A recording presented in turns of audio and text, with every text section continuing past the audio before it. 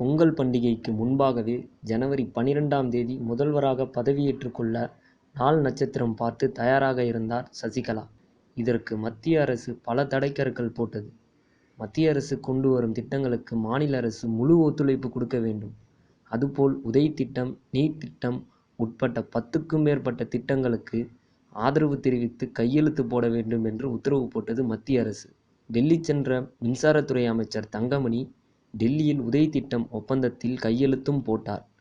மத்திய அரசுக்கு அதிமுக ஆட்சி முழு ஒத்துழைப்பு கொடுக்கும் என்றும், இங்கிருந்து கிரீன் சிக்னல் போன பின்னரே சசிகலா முதல்வர் பதவியேற்க அங்கிருந்து சிக்னல் கொடுக்கப்பட்டதாக சில தகவல்கள் தெரிவிக்கின்றன.